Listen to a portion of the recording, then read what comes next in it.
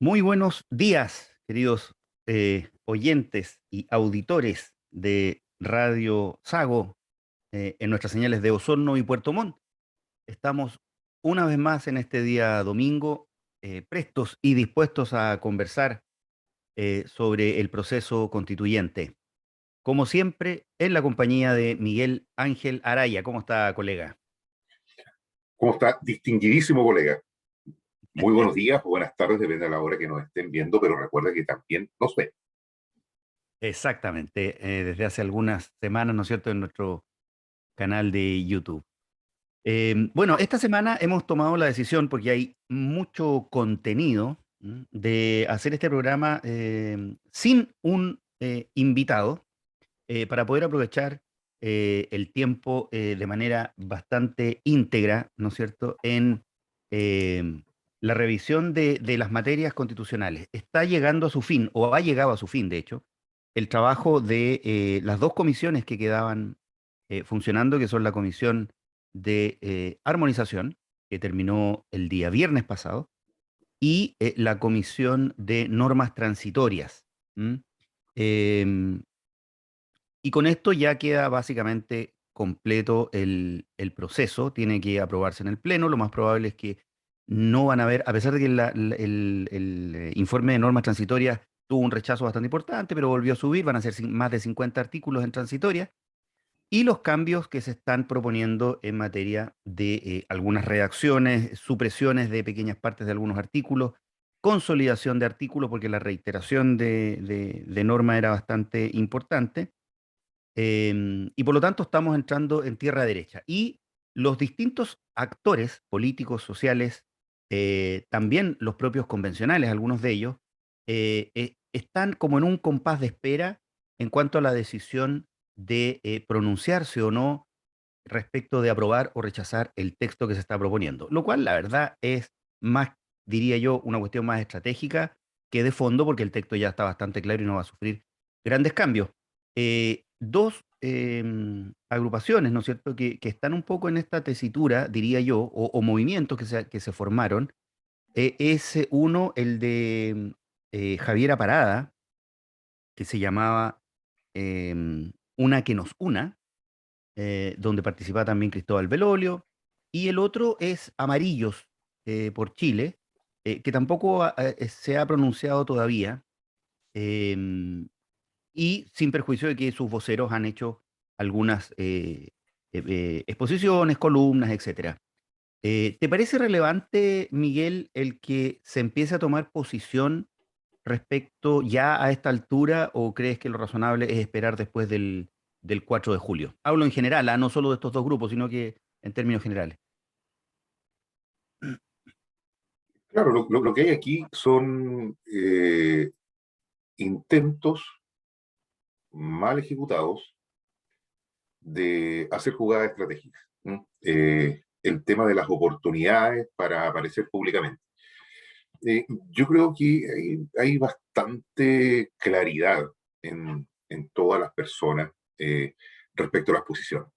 Eh, a nadie va a sorprender cuando, por ejemplo, este autodenominado Grupo de Amarillos por Chile termine llamando a votar rechazo. Yo creo que eso es algo más o menos evidente.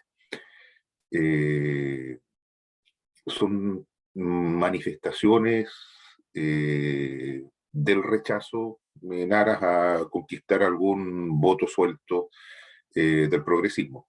No veo realmente una actitud honesta en ninguno de esos movimientos.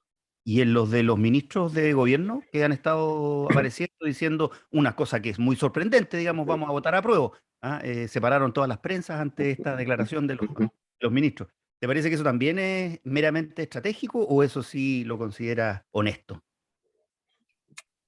Es decir, el gobierno ya se jugó hace mucho tiempo en su primera declaración de principios por el apruebo. Yo comprendo el punto, eh, pero creo que también es un error vincular el gobierno al apruebo o al rechazo, porque le pone un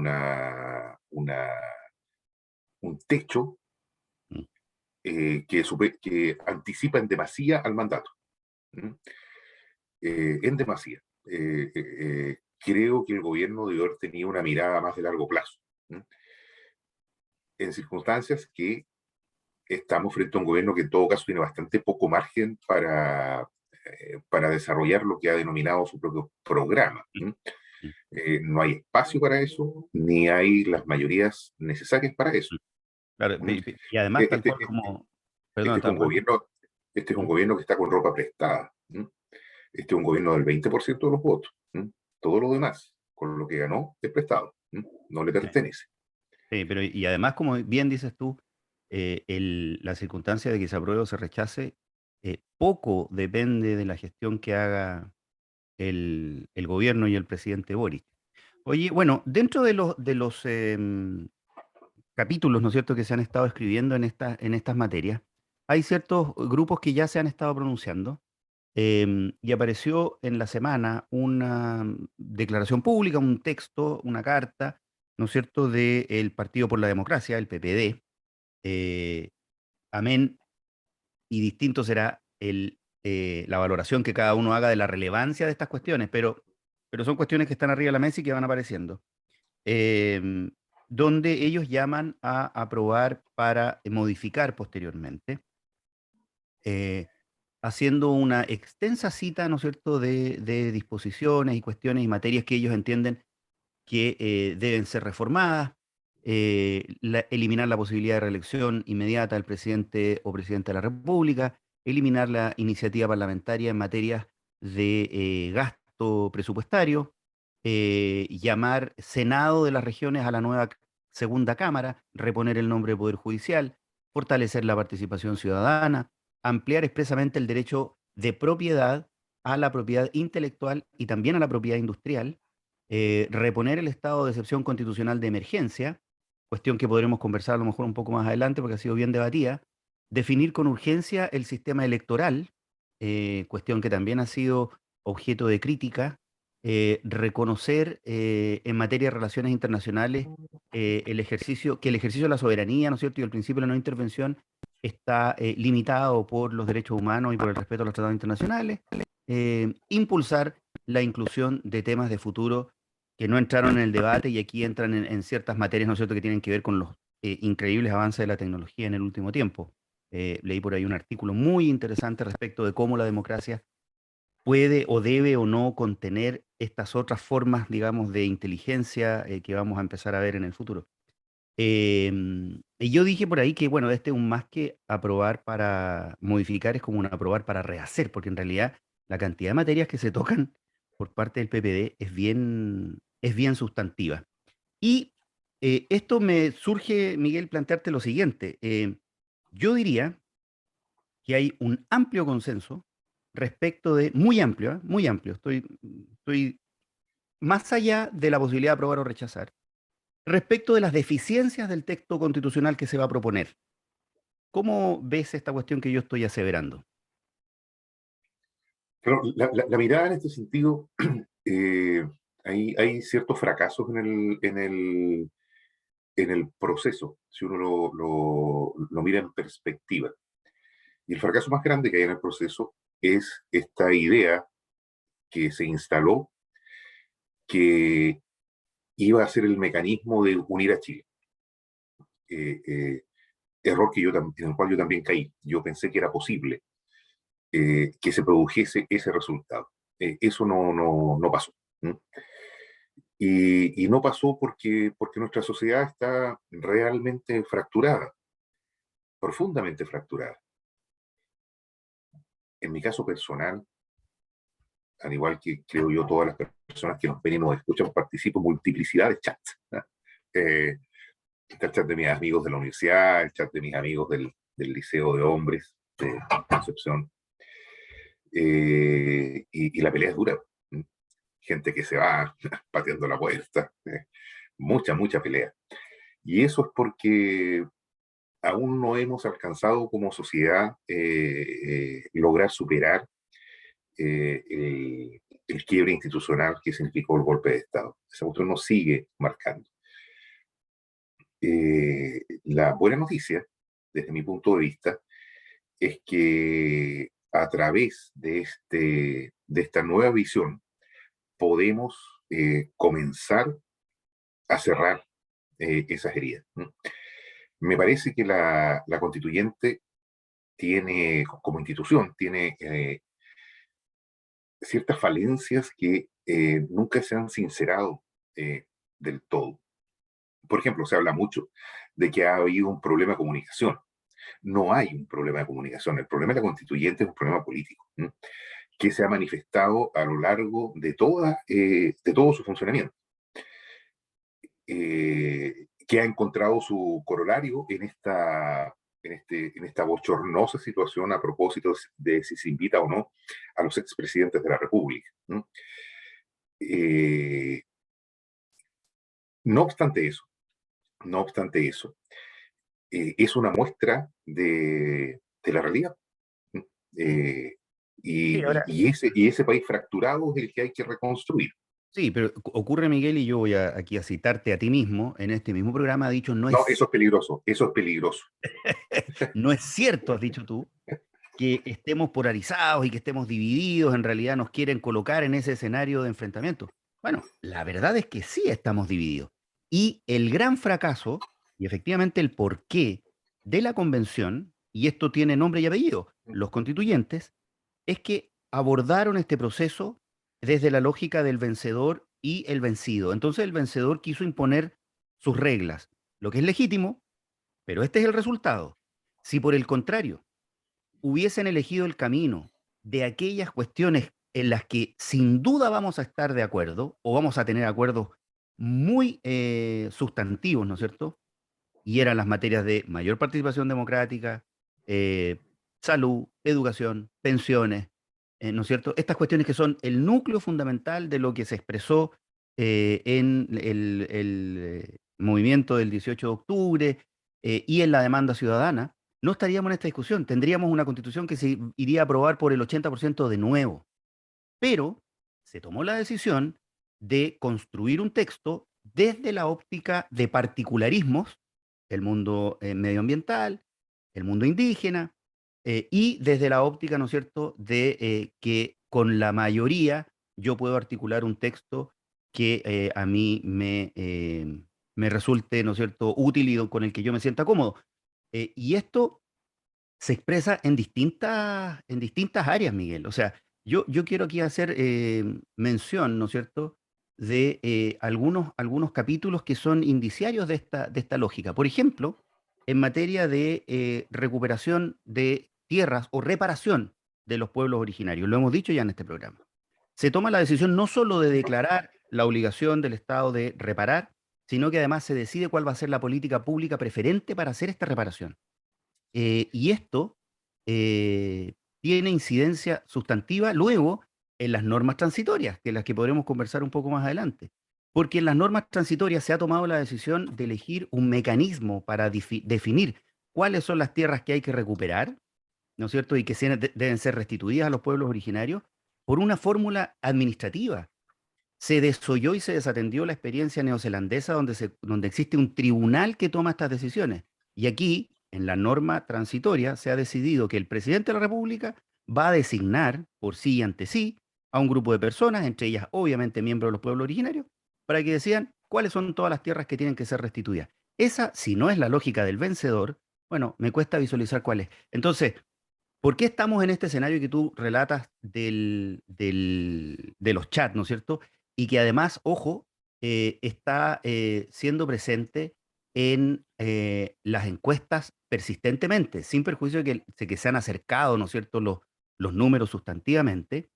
Eh, Salió hoy día o ayer una encuesta de la Universidad Católica del Norte en conjunto con Feedback Research, donde los resultados son para el apruebo un 29% de las preferencias, esta es una encuesta presencial, para el rechazo un 32% de las preferencias, no sabe o no responde un 17%, nulo un 7%, blanco un 3% y no va a votar o se va a abstener un 12%, lo que en la proyección de base 100, es decir, votos válidamente emitidos, es 52% para el rechazo, 48% para el apruebo.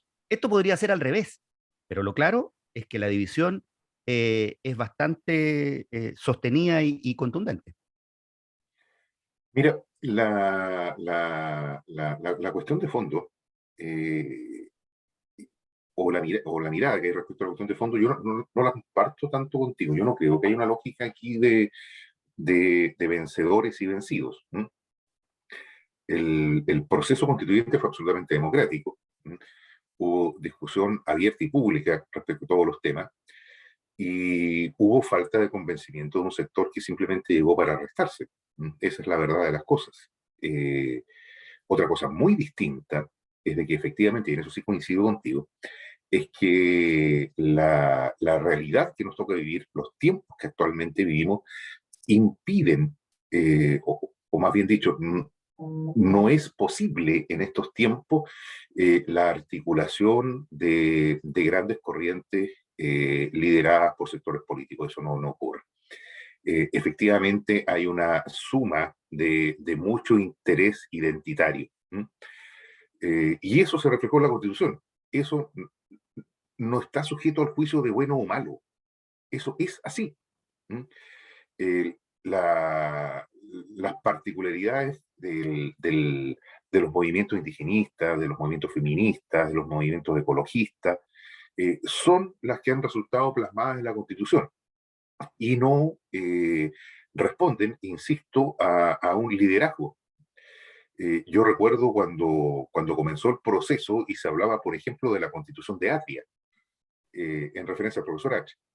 Y eso terminó no ocurriendo. Ninguna de las ideas del profesor Atria, a quien podría cualquiera en aquel minuto haber identificado como un líder del movimiento de reforma, resultó siendo en definitiva acogida. No hay ningún viso de parlamentarismo, por ejemplo, en la Constitución. Eh, en consecuencia, debemos, creo yo, mirar la realidad sin el velo ideológico. ¿M? Entender por qué pasa, más allá de eh, tratar de acercarla a cómo de alguna manera se ajusta a lo que yo quería. ¿M? ¿Te fijas? Sí, Y la realidad nos dice que somos reitero, una sociedad con profunda fractura y una sociedad con intereses muy distintos, y eso es lo que ha quedado plasmado. Y sí, eso pero es lo que se Miguel, va a resolver. pero claro, pero desde esa perspectiva entonces estamos entregados al devenir de nuestra historia, sin que podamos hacer absolutamente nada. Yo más bien lo que diría es, debieron quienes fueron electos, ¿no es cierto?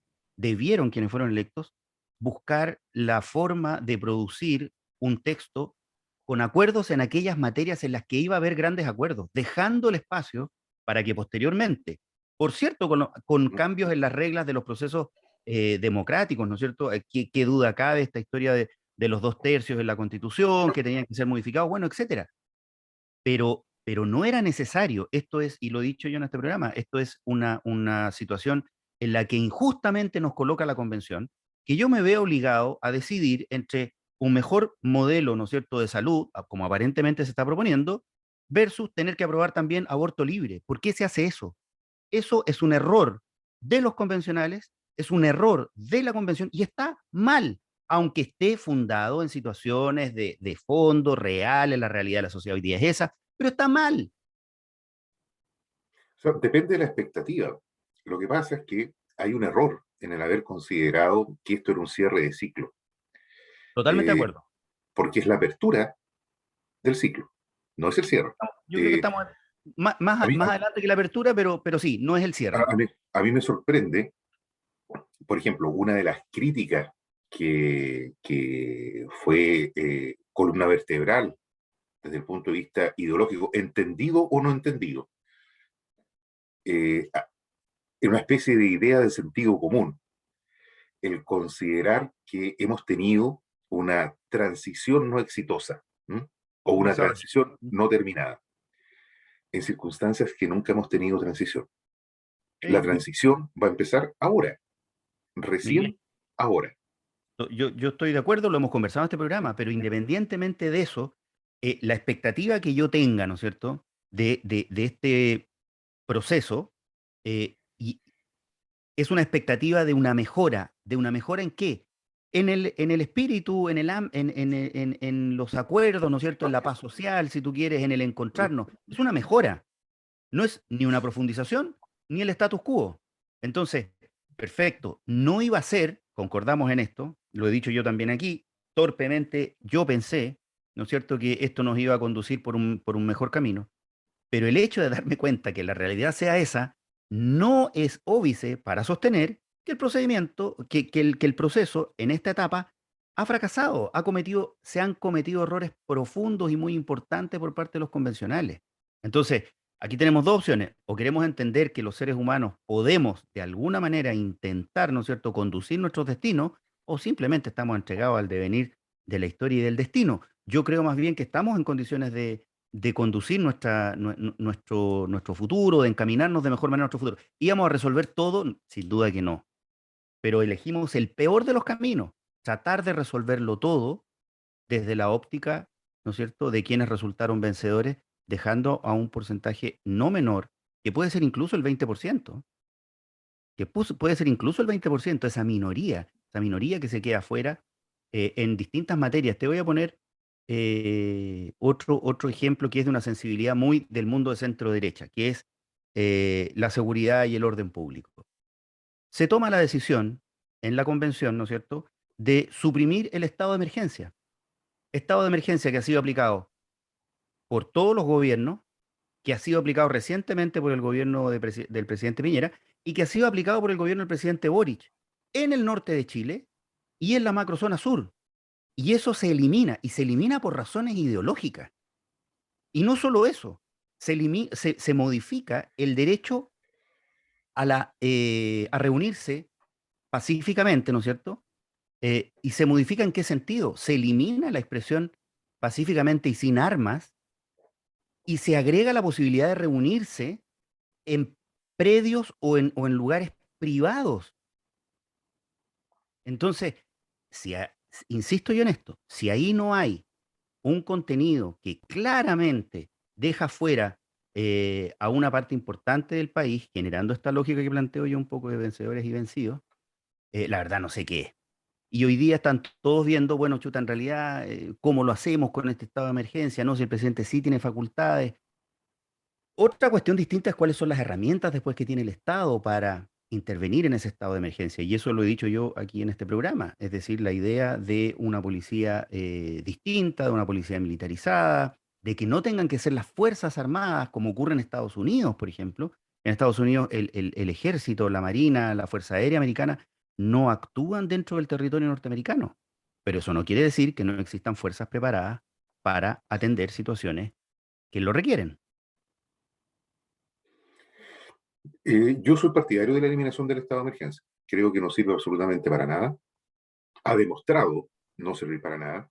Eh, los argumentos que se utilizan en su favor son argumentos de galería, porque a la hora de sumar y restar nos damos cuenta que el estado de emergencia no ha sumado nada. Es decir, no ha permitido controlar el orden público. Yo soy de aquellas personas que no creen que el control del orden público pase por la supresión de derechos fundamentales. Eso no ocurre, no funciona de esa manera. Está bajo la lógica, la idea de estado de emergencia funciona bajo la lógica del enemigo interno. Esa lógica que ha generado tanto dolor en nuestra historia.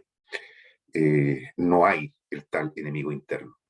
La democracia tiene elementos bastantes y suficientes para resolver los problemas de orden público sin vulnerar ni restringir los derechos fundamentales. Prueba de ello es lo siguiente: ¿en qué cabeza puede caber la idea de que militares que tienen formación profesional para la guerra van a poder resolver problemas políticos?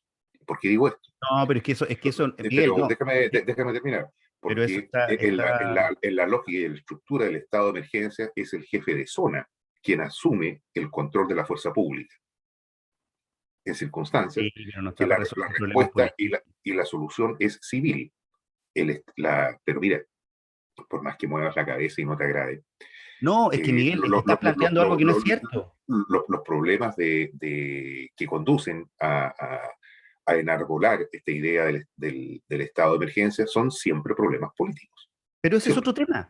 Es que son Son cosas políticos. distintas, Miguel, son cosas distintas. Una cosa es cuál es el problema que causa un efecto de alteración en el orden público, incluso con ribetes de terrorismo, porque hoy día lo que estamos viendo en la macrozona sur, francamente, ya se acerca el terrorismo, estamos con 1 o 2 atentados incendiarios diarios, ¿ya? Em, ¿qué lo causa? Y otra cosa es cómo lo contengo. Son cuestiones que no necesariamente, y cómo lo contengo en el tiempo inmediato, y esto lo hemos conversado, Miguel, en este programa, y cómo lo contengo y cómo lo resuelvo. Entonces, confundir, ¿no es cierto?, las herramientas que debe tener toda democracia para defenderse de situaciones de este tipo con el rol de resolutor del problema político que hay detrás, a mí me parece que es un error, que se está diciendo algo que no es cierto. Nadie, creo yo, puede haber alguien, nadie puede pensar que los militares van a resolver el problema que tenemos en la macrozona sur. Los militares o la fuerza pública, o dicho de otra manera, el Estado haciendo uso legítimo de la fuerza, contendrá, ¿no es cierto?, situaciones que alteran el orden público y afectan la vida diaria de las personas, ¿no es cierto? Vimos hace poco. ¿Mm? El problema es que no lo hacen. Nos falta Estado. Hemos visto bochornosas situaciones en donde el Estado fracasa una y otra vez, investigaciones falsas, con pruebas falsas. Pero todo esto, Miguel, que lo hemos ¿Ah? conversado varias veces. Se termina culpando al Poder Judicial del fracaso del Estado. Aquí no ha Sí, habido una real convicción de totalmente de resolver el acuerdo. problema. Pero es que ¿Mm? pero son cosas distintas, Miguel. No puede ser, y este es el núcleo, y por eso es que es tan importante el debate que yo planteé, y por eso es que es tan importante cómo se debatió en la constituyente este tema. Aquí hay visiones ideológicas que tenemos ambos. Entonces tú estás diciendo, mira, no, no, no, no, no, no, a mí no me traigan la fuerza, a mí resuélvame el problema de fondo, no importa lo que pase entre medio. Y yo No, lo que eso estoy, no, y- no, eso no es así. Aquí hay que comer, ¿cómo ya, se dice? Mascar chicle y caminar a la vez. entonces estamos Aquí de hay, acuerdo. aquí hay un problema urgente de seguridad, urgente. Ya yo no logro dimensionar qué más debe ocurrir, ¿ah? Para que el Estado, indistintamente de quien lo gobierne transitoriamente, resuelva el problema. Y eso significa policías, fuerza pública, ejercicio legítimo de la fuerza, sin ninguna duda. Pero se necesita efectividad, se necesita eficiencia. Totalmente de Se necesita, acuerdo. y eso no Mil por está. ciento de Y acuerdo. además se requiere, por supuesto, la visión política de fondo. Pero es que, ¿Mm? y yo de hecho iba a hacer el listado que tú hiciste, lo iba a hacer al revés. O sea, lo primero que se necesita, ¿no es cierto?, es abrir las puertas del diálogo y las puertas a la solución política. Y en paralelo con eso, resolver la problemática de urgencia que tú has planteado. Pero esa visión encontró resistencia en la convención y una resistencia sobreideologizada, al punto de lo que te señalo, que hoy día el derecho a reunirse, ¿no es cierto?, no distingue si es derecho a reunirse en espacios públicos o el derecho a reunirse en recintos privados. Entonces, francamente, estamos llegando a un punto en el que cómo no sostener que una visión, ¿no es cierto?, legítima, probablemente de una minoría del país, ha quedado excluida de este texto constitucional. No hay otra forma, o sea, es absolutamente claro. ¿En qué cabeza cabe que puede existir el derecho a manifestarse libremente en un predio, en un lugar privado? ¿En qué cabeza cabe? Bueno, así está la propuesta de constitución. Así está la propuesta del derecho constitucional a la reunión. Mira, el punto grueso sobre esta materia es que los grandes acuerdos, desde mi punto de vista, están logrados. Yo no veo que la Constitución, al margen de que tiene mucho, vaya a ser un obstáculo para el desarrollo democrático, todo lo contrario. El proyecto de nueva Constitución garantiza el libre ejercicio de la democracia de mucho mejor manera de lo que lo hace la Constitución actualmente vigente. Y no va a ser un texto de clausura, como efectivamente algunos convencionales lo han intentado de hacer. Eh, Va a ser el principio del camino. Mm. Oye, se nos está y acabando. y un principio de camino, perdón, para terminar, que nos debe conducir a cerrar las heridas que como sociedad hemos arrastrado ya por demasiado tiempo. Sí, no sé si este va a ser el principio de ese camino, lo vamos a conversar a la vuelta de esta pausa y aquí en Zoom Constitucional.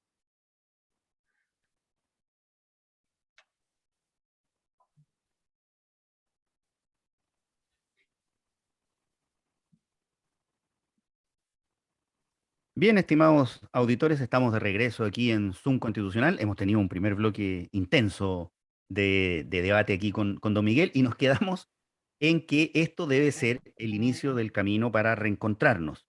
Y yo dije, no sé si este va a ser el inicio del camino. Efectivamente, hoy día, ¿cuáles son los dos planteamientos que están arriba de la mesa? Bueno, rechazar para repetir este proceso e intentar obtener un mejor arreglo constitucional o aprobar para modificar este texto. ¿M? Son básicamente las dos. O aprobarlo y que corra, digamos, el agua que tenga que correr por los ríos de la democracia. Em, ¿Y qué materia es relevante en este punto?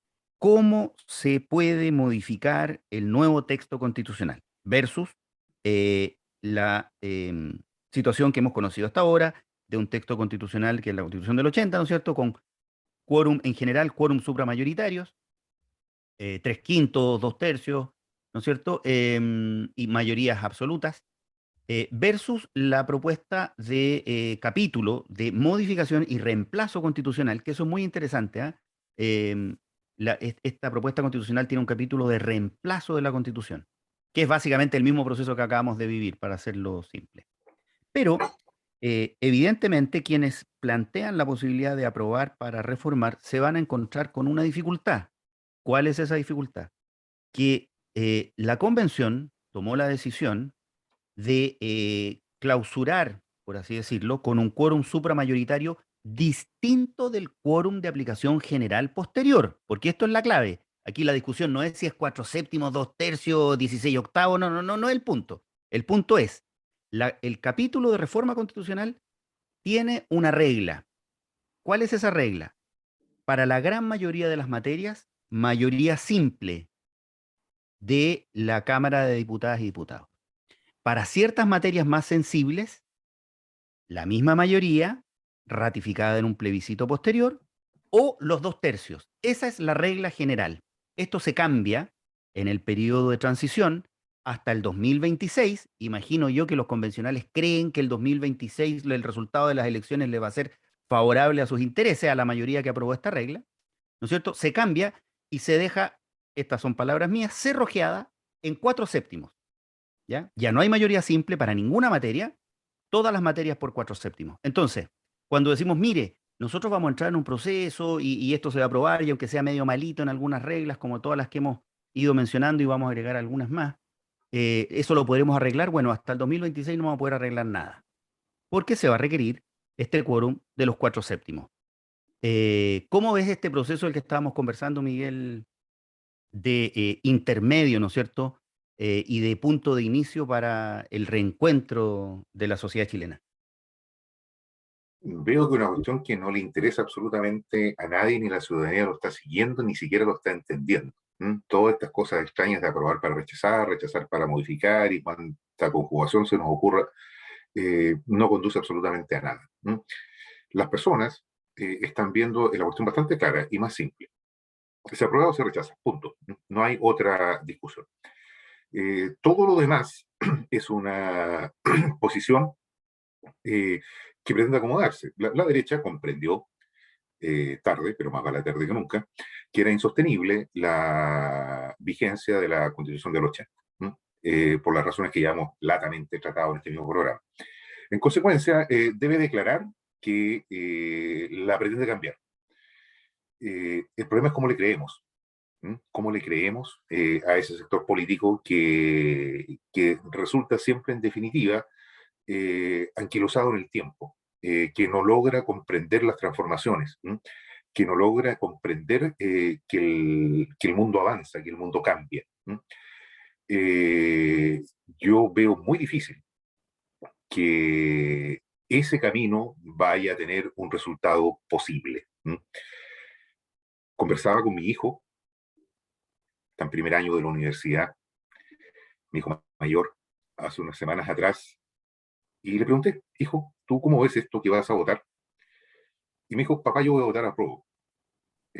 ¿Leíste el texto? No, no lo leí y probablemente no lo lea nunca, pero esto tiene que cambiar. Esa fue su respuesta. Mm. Esto tiene que cambiar. Y esa es la intensidad de los tiempos. Eso es irrefrenable. No hay ninguna posibilidad de oponerse a esto. Pasarán más cosas, menos cosas, pero esta constitución, la constitución de 1980, murió, absolutamente. Y viene lo nuevo. Y pretender seguir atándose al pasado para la defensa de cuestiones que hoy día no encuentran cabida en el Mm. sentido común de las personas, no tiene ningún sentido. Sí, Ninguno.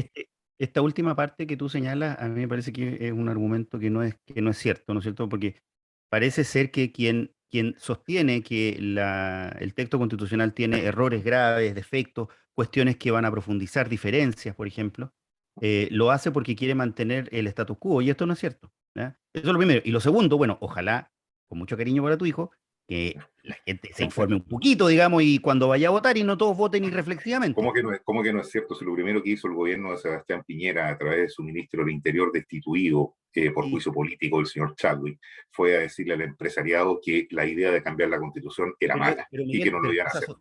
pero ¿Mm? ojo, pero estás asumiendo que todas las personas que pueden considerar que el texto tiene errores son parte del gobierno de Piñera y son, digamos, acólitos de Chadwick. Y eso no es cierto. No, son parte, El ciudadano común y corriente, son Miguel, parte de un, pero escúchame, pues, son parte de una, de un sector que es universal al cual le acomoda esta realidad. Ese es el punto. bueno, Es, mira, aquí lo relevante, es cosa de mirar cuál ha sido la reacción de muchos senadores, nada menos que del Partido Socialista, respecto a los cambios constitucionales, en donde definitivamente terminan dando opinión como parte interesada, sí, sin tener en perspectiva, sin tener en perspectiva las necesidades del país, sino que cómo mantengo yo mi espacio de poder, un sí, incumbente. lo hemos conversado. Pero desmenucemos un par de cosas en relación con las normas transitorias que las anticipamos en este programa. ¿M? Lo primero es lo que tiene que ver con el régimen del agua en Chile. ¿M? Ya hemos conversado, tuvimos de hecho en este programa a Christian Arndt, representante de Sago, ¿no es cierto? Y tuvimos una conversación interesante ahí respecto de este capítulo. ¿Cuál es el cambio? Hoy los derechos de aprovechamiento de agua tienen un carácter, ¿no es cierto?, de apropiación sobre el derecho, no sobre el agua, es decir, sobre el derecho a utilizar y aprovechar este recurso, ¿no es cierto?, que es bien nacional de uso público, eh, y este derecho se apropia, se inscribe y o puede ser, ¿no es cierto?, objeto de transferencia y puede ser también objeto de gravamen por la vía de servir, ¿no es cierto?, de garantía para obtener créditos en la banca. Hoy día, cuando un propietario de un predio ha tramitado y obtenido los derechos de agua para servir a ese predio, puede, conjuntamente con la tierra, venderle al tercero interesado el derecho a aprovechamiento de agua. Ese régimen se elimina, desaparece, desaparece por completo y se transforman en autorizaciones administrativas, ¿m? Que serán otorgadas por la autoridad en la forma en que determine la ley en el futuro. Pero aquí viene lo grave, y es que todo el andamiaje, ¿no es cierto?, económico y de servicio que está asociado a estos derechos, no tiene una regla de transición mínimamente razonable. Se plantea simplemente que los derechos, que este nuevo régimen, ¿no es cierto?, entra en vigor al día inmediatamente siguiente de aprobada la nueva constitución. Esto va a tener efectos, por cierto, respecto de la banca. Allá los bancos dirán algunos de ustedes, ¿no es cierto? Problema de ellos. ¿Cómo garantizan los créditos que otorgaron, pero también tiene efectos sobre multiplicidad de actividades, sobre la generación eléctrica, sobre la actividad agrícola, por cierto, sobre la actividad minera, sobre la producción de agua potable, que hoy día está sustentada en derechos de aprovechamiento de agua, ¿ah? Es decir, las empresas sanitarias que proveen de agua potable, distribuyen agua potable, lo hacen amparadas en estos derechos de aprovechamiento de aguas que van a desaparecer y se van a quedar con una simple autorización administrativa que ya veremos qué condiciones tiene. Em, los APR, por ejemplo, un sistema de aprovisionamiento de agua potable rural, también se va a ver afectado por esta regla. Entonces, se pregunta uno, ¿cuál es el sentido, ¿no es cierto?, de fondo de producir un cambio de tal entidad sin los resguardos a los derechos de las personas, a los derechos económicos, por cierto, y a la actividad económica que se requiere, y producirlo así de un día para otro? Esto es como lo he llamado yo el Transantiago de los derechos de agua. Nos acostamos con las micros amarillas y nos levantamos con las micros que no sabían ni los choferes para dónde iban. El problema es que la realidad es otra cosa.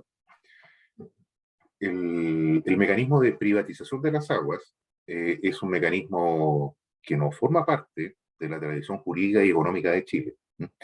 Fue introducido por la dictadura militar a través del Código de Aguas del año 1981, a objeto de hacer de este recurso natural sujeto de apropiación privada y mercantilizarlo. Y eso ha conducido, como ocurre cuando se privatizan derechos, a generar graves problemas económicos, sociales y, peor aún, en este caso, con una dimensión que daña incluso el estado de vida de las personas. Y nos encontramos con grandes extensiones de nuestro territorio sujetos a gravísimos problemas de disponibilidad de agua para los seres humanos, porque ocurre que este recurso se transa en el mercado. Y como se transa en el mercado, lo adquiere solamente aquel que tiene dinero. El que no tiene, que se joda. Eso es lo que ocurre. No, Y Miguel, eso eso es no lo que es. no puede, no, eso es lo que no puede seguir ocurriendo. Se Yo te voy a debe, decir por qué, Miguel, te voy a decir por qué eso no es somos cierto. el único país del mundo, y esto para que quienes nos ven y nos Mm. escuchan lo sepan, somos el único país del mundo que, recurriendo a este eufemismo, a esta mentira que se denomina derecho a aprovechamiento de agua, ha privatizado el agua. Eso no puede ocurrir. Mira, No, yo soy dueño del derecho, no del agua. Eso no es verdad. Para que la gente que nos ve lo pueda entender. El concepto de dominio siempre se cosifica, porque el dominio está sobre la cosa. Yo no digo tengo un derecho de dominio sobre mi casa, digo mi casa. Punto. Así funciona. Por lo mira, tanto, esto, mira, yo no soy dueño del agua, sino que soy dueño de un derecho de aprovechamiento. Y más encima, lo transforma en un derecho real. Es decir, el derecho más protegido en nuestro sistema. Y eso es un paradigma que necesariamente tiene que cambiar. y no es Y tiene cierto, que Miguel, cambiar mira, porque el agua es, hoy día ya ni siquiera es una cuestión de futuro. El agua es mm, el bien más preciado para la humanidad. Y mira, no puede estar sujeto a un sistema de mercado. todo Eso lo no es que tú estás posible. diciendo, todo lo que tú estás diciendo es muy bonito, No, pero no es choca, bonito, es sí, es triste. bonito, Es muy, no, es choca, triste, es choca, tremendamente Miguel, triste. choca con la realidad, porque la realidad no es que hayan zonas de este país que no tienen provisión de agua potable, Creo que porque, no has visto lo que está no, sucediendo en Petorca, por ejemplo. pero Miguel, pero espera. ¿Cómo va a ser Sí, posible que los habitantes de Petorca reciban agua por camiones aljibes, ¿ah? Un par de veces a la semana, mientras ¿cuál es el observan problema? ¿Cuál es el cómo problema, crecen, Miguel? mientras Miguel, observan cómo ¿cuál es crecen el los problema? paltos, Pero Miguel, mientras ¿cuál es el observan cómo crecen problema? los paltos. ¿Cuál es ¿Ah? el ¿Te fijas? problema? ¿El problema es el derecho a aprovechamiento de agua o problema es la infraestructura de distribución de agua potable? El problema es que El el agua la problema tiene está. el No, problema es no, que el no. agua la Ese tiene no el es que el la puede problema. pagar. Po. El Ese no problema es que es. el agua la tiene el que No. la paga. Pero Miguel, Punto. para llegar con agua potable se necesitan se necesita primero obtener el agua. Segundo, se necesita potabilizarla y hay que hacer inversiones para eso. Y tercero, se necesita distribuirla. Entonces, sostener que el problema de que tengamos zonas, incluso dentro de Puerto Montt, en Osorno me imagino que ocurre lo mismo, dentro del radio urbano tenemos zonas que no cuentan con servicio de agua potable. Y ese hecho no tiene absolutamente nada que ver con esta estructura de derechos de aprovechamiento de agua. Tiene que ver con las inversiones que tienen que hacer las empresas, el Estado, en este modelo que nosotros tenemos hoy día, ¿no es cierto?, donde las sanitarias participan de este mercado regulado, porque no es un libre mercado el de la provisión de agua potable y la recolección de agua servida, y que nos ha permitido tener una No, es un monopolio. amplísima En eso tienes razón, es un monopolio. monopolio, es un monopolio natural y es Si, un monopolio si regulado. si entendemos que monopolio es sinónimo de mercado regulado, creo que tenemos una visión bastante distinta de mercado. Pero yo te preguntaría, ¿a ti te parece que este sistema de regulación de los derechos de agua, que es el único en el mundo, el único, no existe en ninguna otra parte del mundo, es correcto? Yo lo que te respondería es, este modelo nos ha permitido alcanzar 99, y algún por ciento de cobertura de servicios de agua potable y alcantarillado urbano. Es ese modelo, ese modelo. Porque ese modelo le dio garantías a las sanitarias y a inversionistas extranjeros para invertir en el país. Cuestión que se inició efectivamente en la dictadura, pero que se profundizó correctamente en los gobiernos de la concertación, particularmente en el gobierno de Y Eduardo Frei. ahí tienes un buen punto, tienes un excelente punto, efectivamente. La concertación, los gobiernos de la concertación, los gobiernos post dictadura son la continuación del mismo ciclo. En eso sí estamos de acuerdo. Es exactamente lo Bueno, mismo. y vamos a mirar, Miguel, la Ese es el cobertura, ciclo, que está terminando. ¿Ah? sí, pero para no salirnos del tema del agua, vamos a mirar la cobertura de agua potable y alcantarillado que teníamos antes de los años 80 en las ciudades y veamos la cobertura que tenemos hoy día. Hagamos comparaciones del precio del agua en Chile, en Canadá, en Dinamarca, de la provisión de agua potable, porque de nuevo esto del agua, ¿ya? Pero mira, el punto que yo planteaba es otro, es distinto, es, ok, concordemos en que tenemos que cambiar este régimen, porque eso va a hacer mágicamente que a Petorca llegue agua, ¿no es cierto? Y No, que las no, ciudades, no, no, no. y que Aquí las ninguna, ciudades no, donde... que esa ironía es innecesaria. ¿M? Aquí nada ocurre mágicamente. Perfecto, Son, entonces, la pregunta es, todas las cosas tienen múltiples causas y requieren de soluciones complejas, porque los correcto, problemas son complejos. y Entonces, debe velarse porque un bien tan preciado, desde mi punto de vista, hoy el más preciado en el mundo, debe ser cuidado y debe ser garantizado a todos los habitantes de la comunidad, porque somos, aunque algunos no lo vean así, una comunidad. ¿M? Y sí, nuestra especie está en peligro. pero lo que tú me estás diciendo, Miguel, y para volver al tema de cómo se va a hacer el cambio, porque, ok, listo, hagamos el cambio, ¿ya? Yo de hecho ni siquiera tengo una definición profunda de fondo en que sea mejor o peor este derecho de aprovechamiento, que, ojo, hoy en el código vigente de aguas no es perpetuo y se puede perder ese derecho de aprovechamiento si no se utiliza. Entonces, han habido cambios muy importantes, código de aguas que entró en vigencia Pero que eso, a fines viste, del año pasado. Pero espérame un segundo, Miguel, espérame un segundo. eso es una cuestión que no es real. ¿M? Eh, Hoy día, el catastro de aguas, que entre paréntesis es bastante deficiente, ¿m? Hace que la DGA no esté entregando derechos de aprovechamiento de agua de carácter perpetuo porque no se entregan. Una cosa muy distinta es lo que diga el texto, ¿m? Que tiene esta ideología mercantilista del recurso, y otra cosa es lo que está pasando en la realidad, en toda la No, Miguel, si es actual que no hay, décima es que región no y se también pueden los ríos, entregar, no se Miguel, por entrega. ley. No, pues si por ley no se pueden entregar. En realidad lo que estás diciendo no aplica. Pero la pregunta es la siguiente, ¿es sostenible que cambiemos este modelo de un día para otro sin una norma de transición coherente? No, no es sostenible. Ese es mi punto. Y para cerrar este capítulo, porque me quiero cambiar de tema, Entonces, como no hay una norma transitoria que satisfaga tu punto de vista, no lo vamos a cambiar. No, no, pues. no estoy diciendo, No, no, ojo, no, pues. es que aquí viene, perdóname, aquí viene otro, el gran contrabando del que yo he hablado de este texto constitucional, donde a mí me obliga a resolver cuestiones que son urgentes e importantes versus otras que vienen contrabandeadas y que no era necesario que se resolvieran en el texto constitucional. Yo en eso, de esto no me voy a mover, lo he dicho varias veces en este programa y voy a repetir el ejemplo que puse recién. No veo por qué yo tengo que elegir mejor salud y al mismo tiempo aborto libre. ¿Ya? Y así hay 50 ejemplos de cuestiones que no era necesario colocar en el texto constitucional. Ahora, cambiándonos de materia, en otro tema que me parece importante alcanzar a tratar, y también relacionado con las normas transitorias. Lo hemos conversado en este programa, hay varios cambios, ¿no es cierto?, en materia de justicia constitucional. Se, entre comillas, elimina el Tribunal Constitucional para crear otro órgano que se llama Corte Constitucional, ¿ya?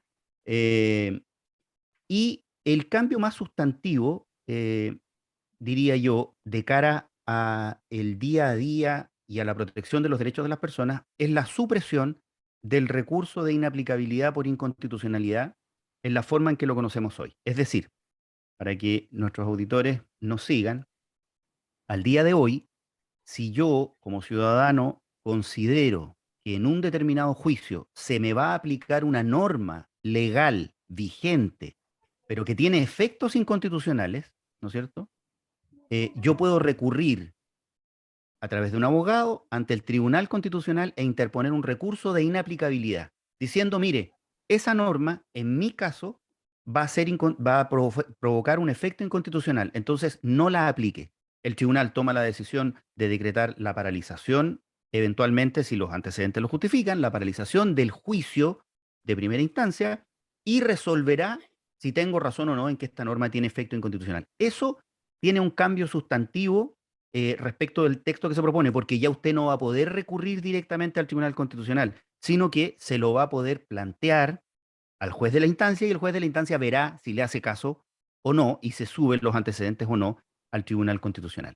Pero lo relevante, esto ya lo habíamos conversado, así que para no tocarlo de nuevo, pero lo relevante en materia de norma transitoria es que se establece, ¿no es cierto?, que el Tribunal Constitucional deja de operar, deja de conocer nuevas causas ipso facto una vez aprobada la nueva Constitución. Y se plantea, que está toda la fantasía que la vamos a conversar también respecto de los plazos en los que van a estar aprobadas las cosas, que dentro de los 6 meses siguientes deberá estar dictadas las normas relativas a la nueva Corte Constitucional. Bueno, van a haber 6 meses en los que no va a haber justicia constitucional. No va a poder ningún chileno recurrir ni al Tribunal Constitucional, porque no va a poder admitir causas nuevas, ni a la nueva Corte Constitucional, porque no va a existir. Esto nuevamente refleja una decisión tomada desde la pura ideología y no desde un análisis lógico, práctico y comprensivo de la problemática jurídica que se va a producir ahí. Mira, esta opción, tú tienes razón, la discutimos ya. No es efectivo que se pierda en el diseño de la nueva constitución la posibilidad de controvertir o de litigar una cuestión que tenga un efecto constitucional. Lo único que hay es un filtro distinto.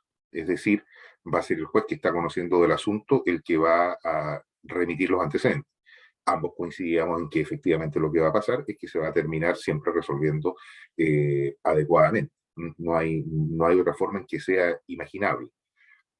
Respecto de la transitoriedad o de las normas transitorias, yo sí coincido contigo, hay deficiencias como lo hay en todas las cosas.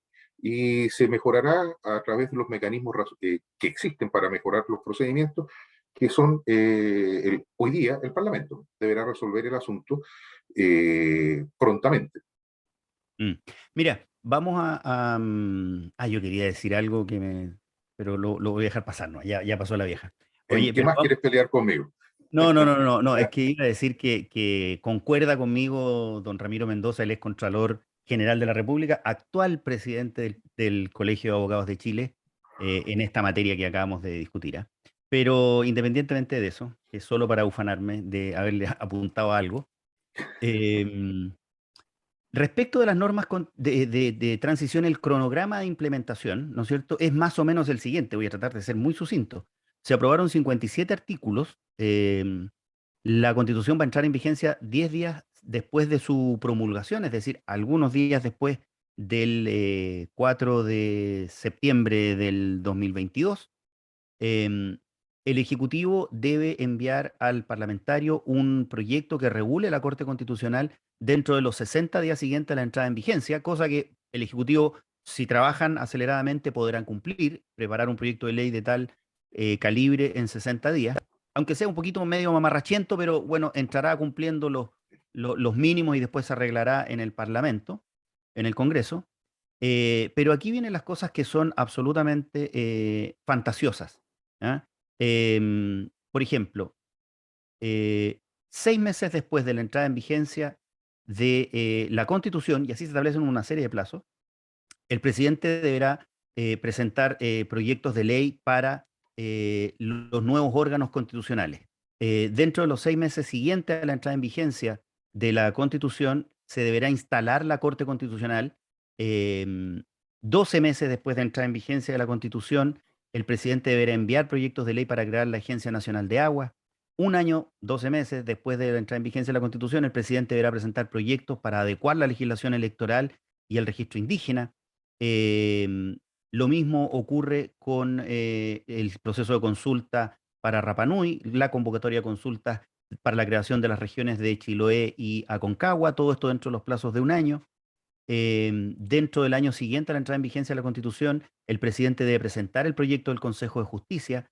18 meses después se debe presentar el proyecto de ley del Sistema Nacional de Salud. 18 meses después, todo aquello que diga relación con la libertad sindical.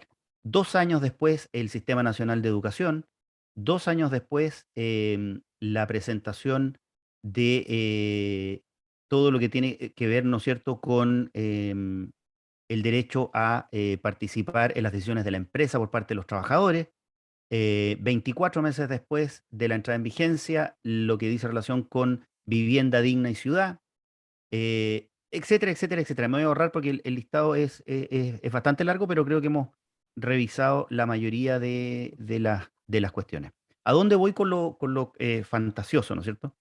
Eh, hasta donde usted escuchó, y no hay otra forma de hacerlo, ¿ah? Esto es un poco la realidad también, la implementación de la Constitución va a pasar por el despacho de una cantidad importante de iniciativas legales, se habla de algo así como 70 iniciativas legales al Congreso, al actual Congreso. ¿Ya? Y para esto se han dado los plazos que allí se señalan, algunos 6 meses, otros un año, otros 2 años. Que esas normas resulten efectivamente aprobadas e implementadas, yo lo he dicho en este programa, vamos a pasar por lo menos unos 10 años esperando que el conjunto de todas estas materias efectivamente tengan aprobación. ¿Para dónde voy? Eh, este derrotero, ¿no es cierto? Esta programación, este cronograma de implementación, lo que nos demuestra es que el esfuerzo refundacional de la convención es de una profundidad tal que no se corresponde con las urgencias que el país reclamó a propósito de los hechos del 18 de octubre. Si estuviésemos concentrados en las 3 o 4 materias fundamentales que tantas veces hemos repetido, salud, educación, pensiones, mayor participación democrática, probablemente el abordaje de este proceso, ¿no es cierto?, de implementación hubiese sido bastante más acotado y podríamos haber visto que de aquí al final de este gobierno, probablemente inicios del siguiente, íbamos a tener un grado de implementación de este texto constitucional bastante importante. Yo me atrevo a pensar, como lo hemos dicho también varias veces, que es probable que muchas de las instituciones que se están creando no alcancen siquiera a ver la luz del día por modificaciones constitucionales o porque no se alcanzan los acuerdos eh, pertinentes. Entonces, para resumir, me parece que este cronograma debiera hacernos un poco de sentido, ¿no es cierto?, respecto de la profundidad del cambio que se propone. Algunos dirán fantástico que sea muy profundo y otros pensamos que esto debió haber sido hecho de manera gradual y no a lo Transantiago. Em, es la tesitura, el tenor que tiene el texto constitucional. Nos quedan 3 minutos, don Miguel, se los doy plenamente. Yo no veo cómo ni de qué manera la agenda que tú acabas de referir brevemente no da respuesta o no se encausa dentro de las materias que fueron la causa del estallido social, ¿no? Todas estas iniciativas que has referido dicen relación precisamente con resolver los problemas de sistema político, de participación, de salud, de trabajo, de pensiones, en definitiva, de generar condiciones que permitan el desarrollo del país en términos lo más igualitarios posible. No, no veo la contradicción. Y me parece muy bien que haya un llamamiento a que la clase política comience de una vez por todas a resolver problemas. hacerlo con prontitud y hacerlo profesionalmente, con un buen resultado. Es eso lo que esperamos de la clase política. Y es eso precisamente lo que la clase política no hace. Oye, Miguel, nos queda entonces, como nos vas em, a dejar todavía un par de minutitos disponibles, nos queda para comentar algo de la contingencia. Me parece que, y esto solo a modo, digamos, de análisis puramente eh, eh, formal, ha anunciado el presidente de la República el día jueves en la noche, perdón, el viernes en la noche, el cierre de la refinería de cobre de Ventanas. ¿M? Eh, Decisión acertada, en el fondo, pero lo que te quiero plantear muy brevemente, a ver si nos puedes contar tu percepción, completamente errada la manera en que se hace. Aparece el presidente de la República haciendo micromanagement, tomando la decisión, o como si estuviese tomando la decisión de una empresa pública independiente del Estado que tiene un directorio, que tiene un presidente de su directorio, y me hizo recordar a la intervención del presidente Piñera en su primer gobierno al bajar el proyecto de la termoeléctrica Barrancones. ¿Ah? Presidente de la República interviniendo en la cosa de detalle. Y con una reacción posterior de los sindicatos de Codelco a nivel nacional muy en contra de la decisión. Creo que es un error de parte del presidente haber asumido esta decisión de la manera en que lo asumió. Debió haber dejado que operen los canales formales y haberse él restado hasta que fuera necesaria de alguna manera su intervención o pronunciamiento en este tema. ¿Mm? 2 minutos para cerrar este corolario, don Miguel. Es que el tema es bien profundo. Nuestro actual gobierno tiene, bueno, muchos problemas. Eh, y uno de ellos es que declara cosas que no hace. Es un gobierno que se plantea como eh, una especie de horizontalidad en circunstancias que sigue aplicando la verticalidad que hemos tenido siempre en nuestro sistema político con la valoración del presidente. Y ocurre que el único que puede resolver los problemas, el único que tiene la claridad necesaria dentro del actual gobierno para resolver los problemas es el presidente, en el que le pone peso a las decisiones. Su staff de ministros ha resultado, excepción sea dicha del ministro de Hacienda, no estar a la altura, no resuelven problemas. Desde ese punto de vista, yo creo que tomó una decisión, y esa decisión significa pagar un costo, por supuesto que significa pagar un costo. El punto es que se hace imprescindible entregar una señal política de impulsar el vagón. ¿Impulsarlo para dónde? Para proteger a las personas. No puede seguir sucediendo lo que está sucediendo en esta zona, como se dice hoy día, de sacrificio, donde los niños se están enfermando, donde la gente se está muriendo. Eh, y pagó el costo, por supuesto. Y asumió el rol de pagar el costo, y eso, desde mi punto de vista, es valorable, porque se requiere coraje para hacer eso. Bien, hemos llegado al final de este nuevo capítulo de Zoom Constitucional. Estamos cada vez más cerca del 4 de julio y a partir del 4 de julio entraremos en debates todavía más interesantes e intensos sobre el devenir de nuestra Constitución y sobre el devenir del país. Un saludo, Miguel, Un saludo, querido amigo. Continuaremos nuestro debate por chat o en privado. en privado. ¿No? En privado, perfecto. Sí, O sea, nos encontramos a la salida. nuestros auditores se van a perder la mejor parte. Un abrazo grande. Muchas gracias a todos por vernos y por escucharnos.